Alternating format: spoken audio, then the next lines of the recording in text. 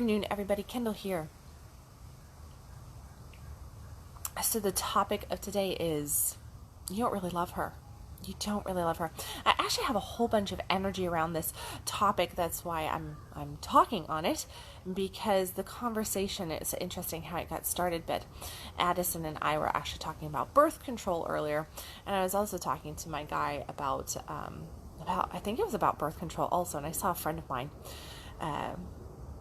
post something about the birth control shot that's coming up and all that kind of stuff for guys, and there's all this conversation around, about time, and men going, oh my goodness, there's a shot going into my testicles and all this different stuff.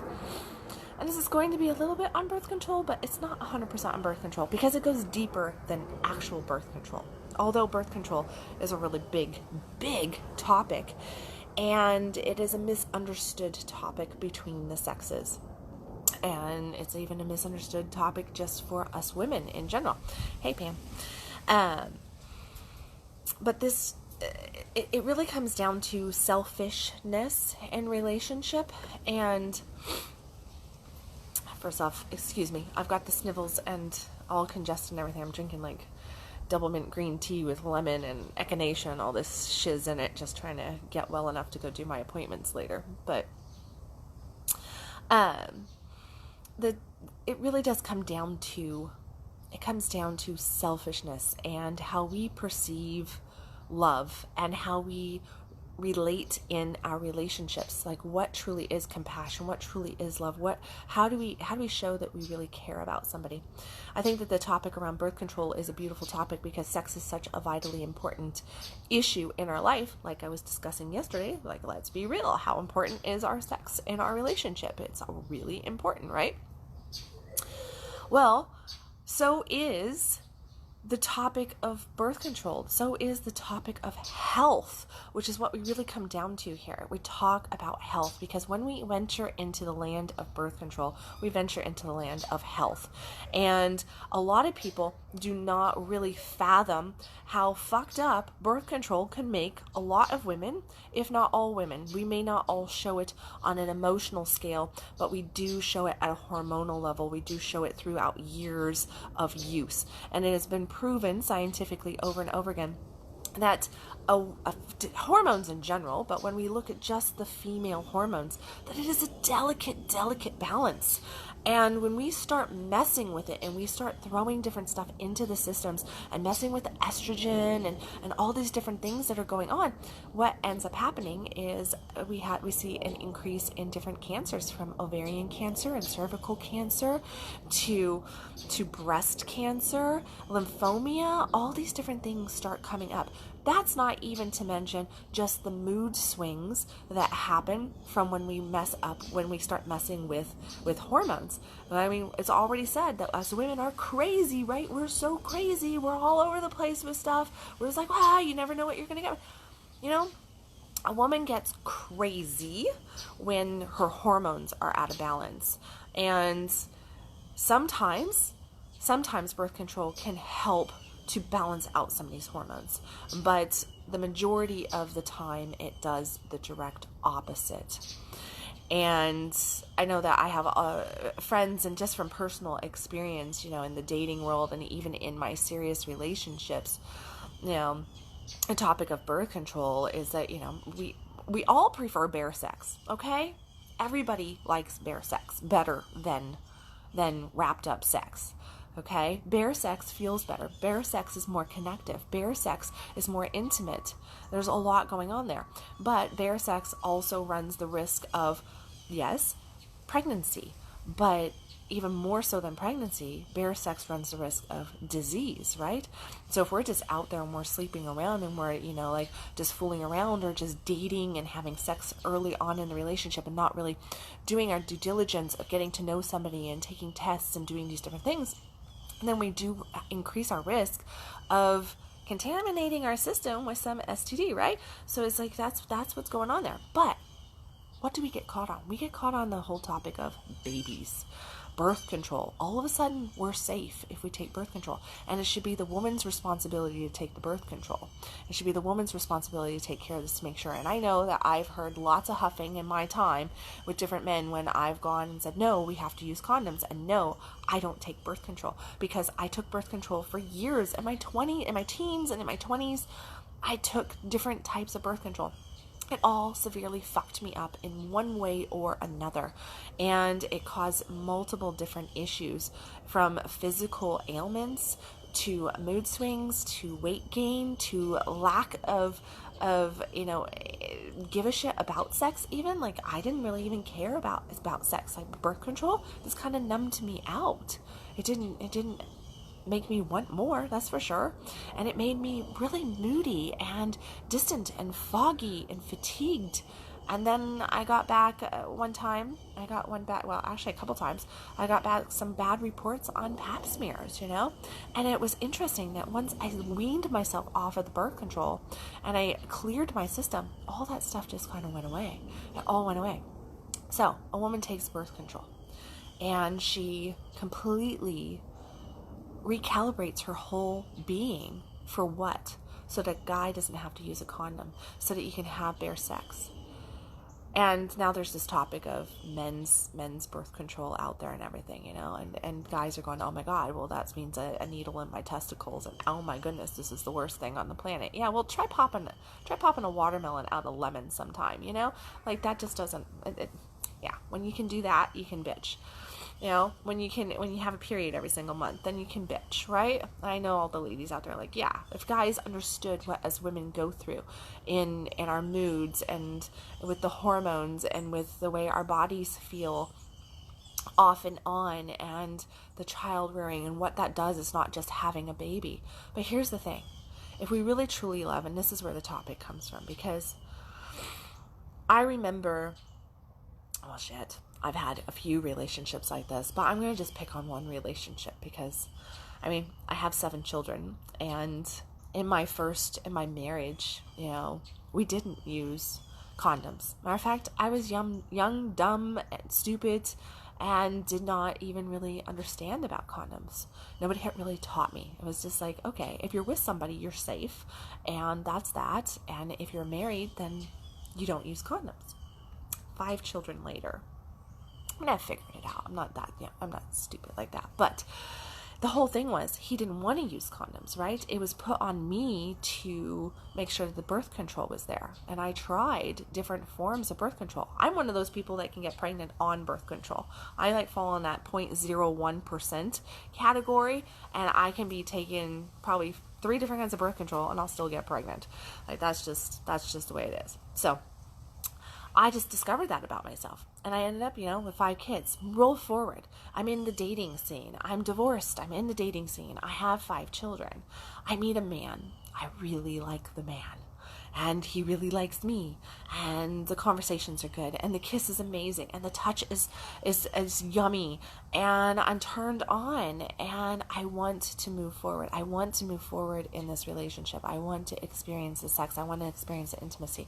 So I come to him and I tell him, like, I can't do birth control because my body's just like, it doesn't do good with this. Like, I suffered severe depression for almost 2.5 years because of the depot shot, and it took me almost 2 years to get it out of my system. I don't want to go down this path. The birth control pill, different kinds of birth control pills, they messed me up. I shared all of that stuff. And he said, well, I don't do condoms. We're not having sex if you don't do something on birth control. Because I don't want to have children. You got 5 kids. I don't want kids, of my own. And so it's on you. And I really liked him. Really, really liked him. Now this was like 10 years ago. I really, really liked him. And I really wanted to explore this relationship. So, because I had the feelings, I caught the feels the way I did for this awesome gentleman, I decided that maybe my body was not the way it was a few years before. Maybe I would be okay. And I went out and I got on birth control pills. And I waited like 3 weeks, and waited 4 weeks and waited 5 weeks, like made sure that everything was really good in my system, and then we had sex, and we had a great relationship, and we had bear sex, and he was happy. I was moody as fuck, picked up some weight, felt fatigued, and just not me. It wasn't me. He was happy. I was not so happy.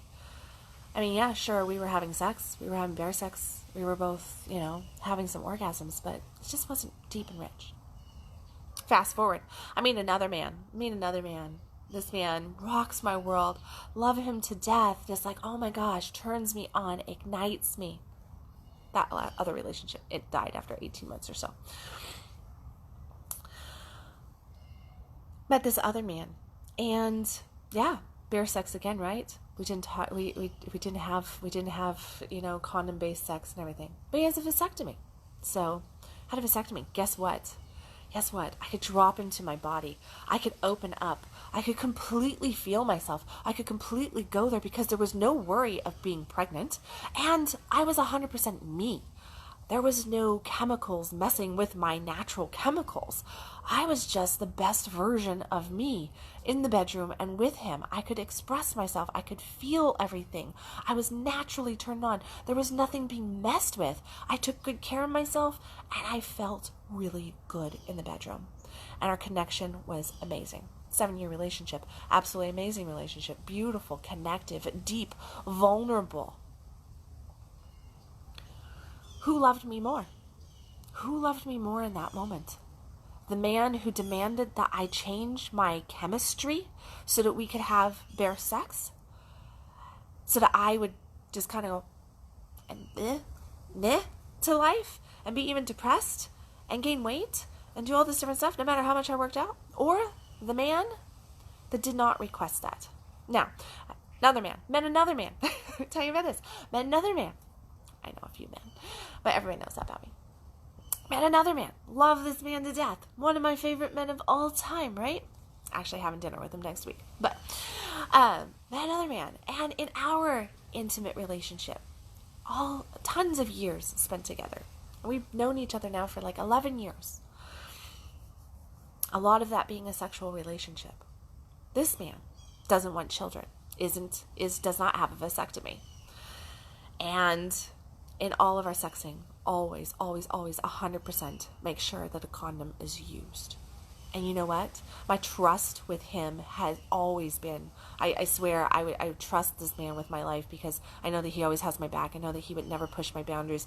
I can feel his deep love for me in that moment. I know that he truly, really respects and honors and does not want to tamper with anything with me, that he enjoys me, being able to drop down into me. He enjoys supporting me in whatever that might be.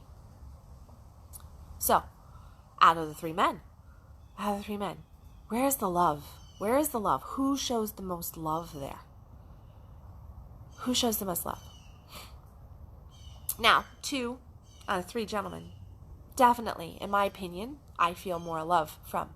I feel more depth with, more safety with, more trust with, more ability to sink down into who I am. Because they're not being selfish in the act of sex. One particular, because he's using the condoms and he's always being protected and always safe and everything on that level. The other one had to have a vasectomy, right? Deep love there, yes. But a vasectomy is a little bit different than the actual use of condoms, right? So, the depth, the never questioning, hey Kendal, if I want to go be intimate with you, then you need to get on birth control pills, or you just need to trust that my pull-out game's amazing. And I want you to drop down into your body, and I want you to really, really make me feel like a man, because I'm going to provide you with a fantastic connection and great intimacy and safe space and rock your world orgasmically, right? And my pull-out game's amazing. Trust me on this. Said every man who wants bear sex and doesn't give a shit about the woman, because he doesn't have to deal with the repercussions long-term, lifetime term. Or flip 2, gentleman number 1, go get on birth control. He doesn't have to deal with the repercussions that I've had to deal with years after that relationship left, right? But who dealt with the repercussions? Because guess what? When we take birth control, when we do these things, what does it actually do? It actually messes with our system for quite some time. It's not like you just stop taking the birth control and poof, it's out of your system. No, much like having a baby. When we have a baby, well, as soon as it takes us 9 months, and our hormones change over the course of 9-10 months of growing this baby inside of us, and then within the course of a few hours, our hormones completely shift and change. We have this drop. Everything changes, and we are messed up, hormonally messed up, and physically out of who we really are for 18 months to 2 years. It takes up to 2 years for a woman's body to recover hormonally and physically from giving birth. It also takes us anywhere from a year to a year and a half to really get rid of a hormone in our system. That's not to mention all the messed upness that we get into while we're on the damn thing. So we're really like that. And then look at the long-term effects. Look at the studies done on what birth control does to women, and how, since the pushed force of birth control has come into place, what has actually happened with cervical, breast, ovarian cancer. Look at the increase in that, because we're messing with a delicate system, our hormones. Now, I'm fearful, actually, for gentlemen out there of the new birth control stuff. I'm actually fearful. I just was telling Addison, I said, I wonder if testicular cancer and prostate cancer will go on to increase, because now men can go and get, now there's this option here for them to go and do that, right? Just like I'd like to know what the actual study rates are on men who have vasectomies and how that translates to testicular and prostate cancer, because I believe that when we really mess with such a delicate system, such as our genitals and our hormones, the chemicals in our system, that we kind of fuck up the whole bag, and there's some things that we can't go back on. There's some things that we can't go back on.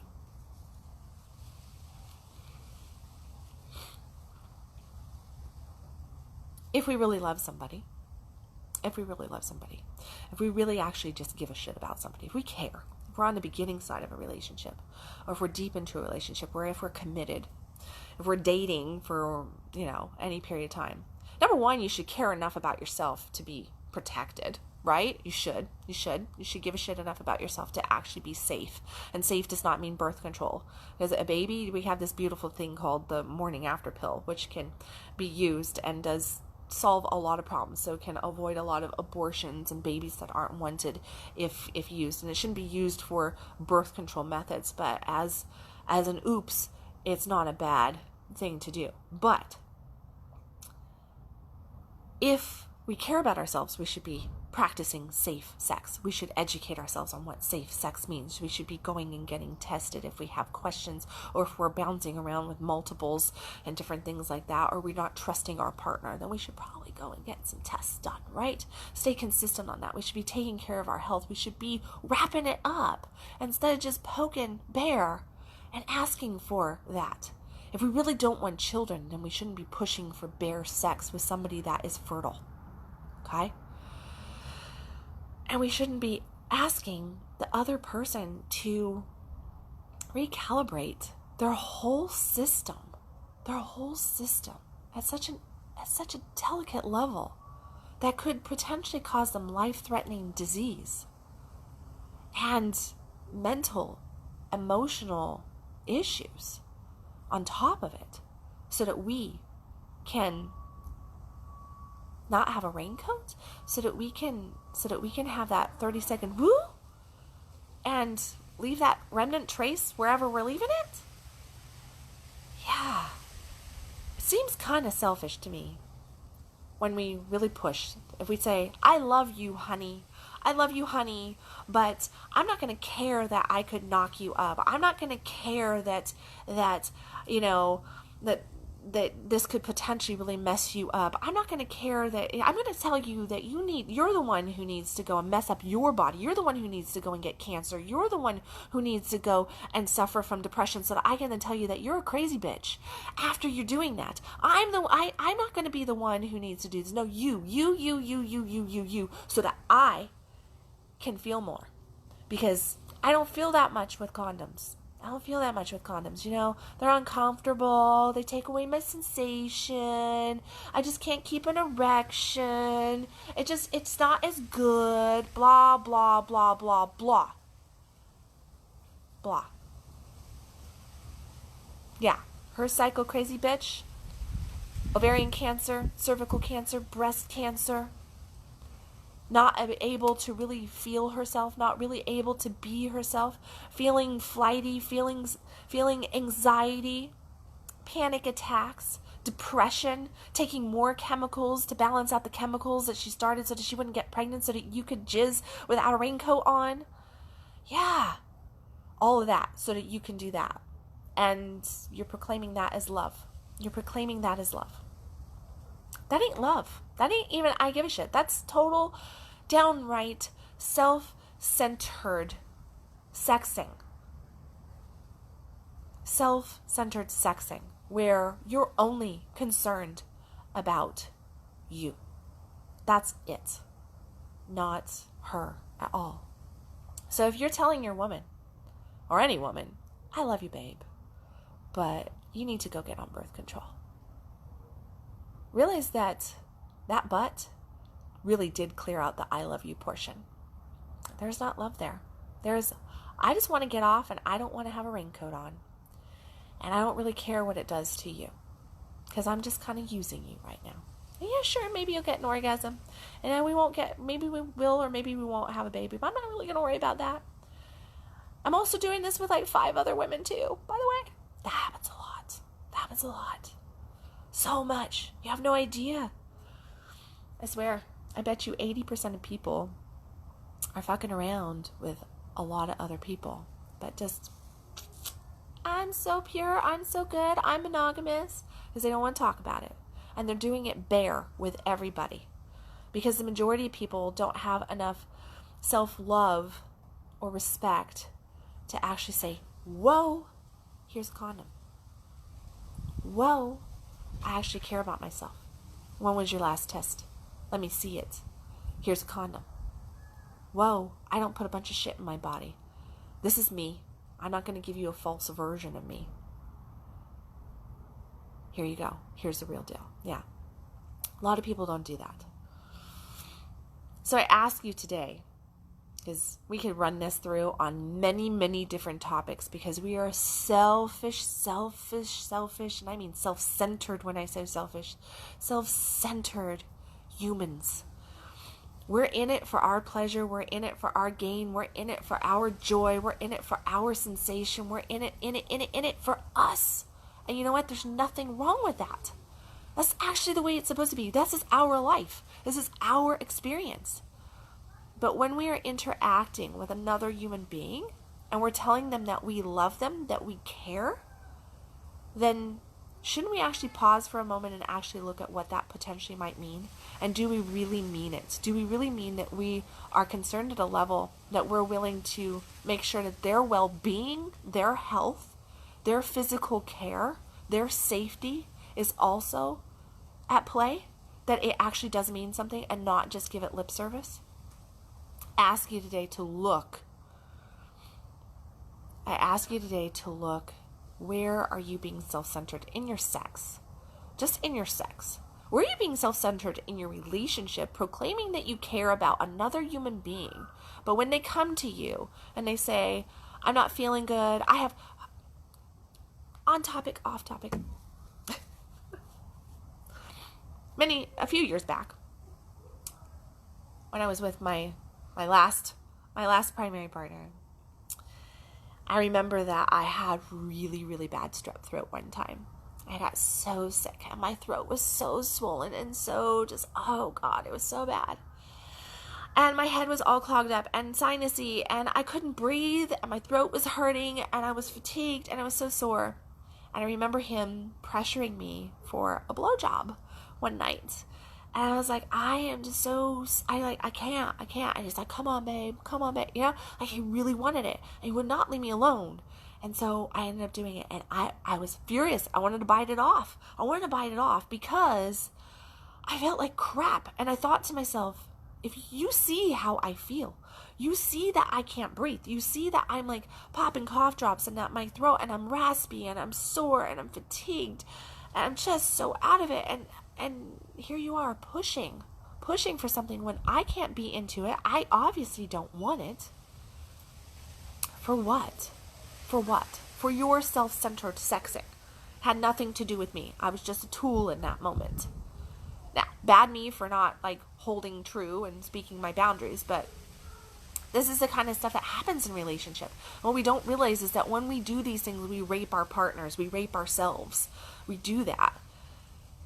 It's happens all the time. I deal with a lot of couples. This is like common couple shit where one party gets pushed, and typically it's the woman. Sorry to say, typically it is the woman. Not always, but typically it is the woman that's getting pushed for the sex when she's sick, when she's not feeling good, when she's just had, you know, a baby, and the guy's like, what? I had this was like 7 years ago. I had a female friend of mine, acquaintance. I'm not going to call her a friend because she's not a friend, but an acquaintance of mine that said, oh, well, you know, you're not going to be able to have sex after you have the baby, because I was very, very due with my 6-year-old.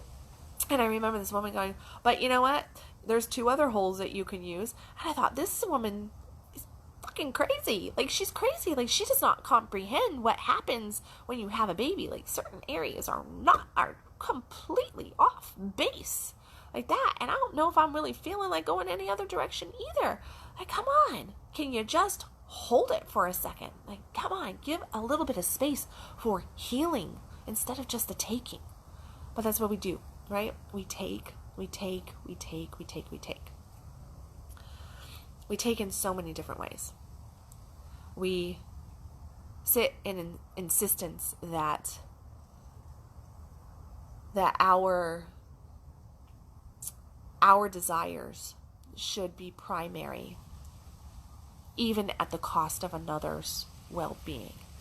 That somehow this other person is responsible for our desires, our happiness, appeasing us in different ways, even though they're not feeling good, like sickness. And I'm sick right now, so you know what? There's not a whole lot that I'm interested in doing, right? I'm just pulling a lot of stuff out, just because I have to, because of commitment, and it's just a commitment. But in our relationships, there's a commitment to actually care for the other person at a deeper level, if we really truly love that person. And when we say that we love somebody, that would mean that we would put their well-being, their health, in front of our need or our desire, when we know that they're really not up for it. When they've spoken their truth about something, then we should actually pause on it. And in the area of sex, this is so prominent.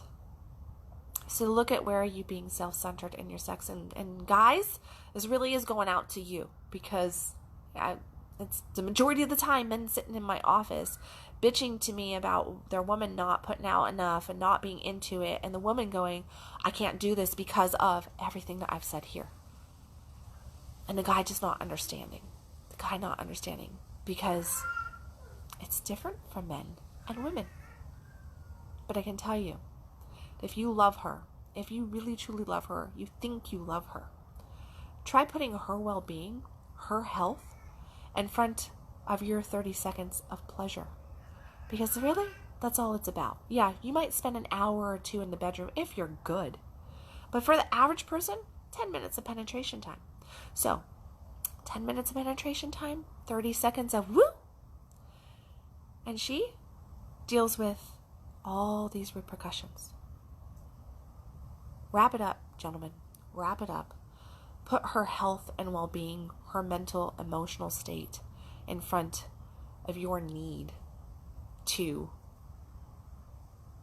not wrap it up, to say that you don't feel as much. Well, she doesn't feel as much when you got a condom on either. It changes the sensation on both sides. But you got to question what's more important, this moment or the full lifespan of somebody. And if we really care about somebody, hopefully the lifespan means more than that 10 minutes of penetration and that 30 seconds of woo. Think about it. Where are you being self-centered in your sex? Where are you being self-centered in your love relationships? Where are you putting your needs and desires in front of somebody else's well-being, health, state of mind? Where are you forcing and expecting them to deliver what they authentically can't do at your request?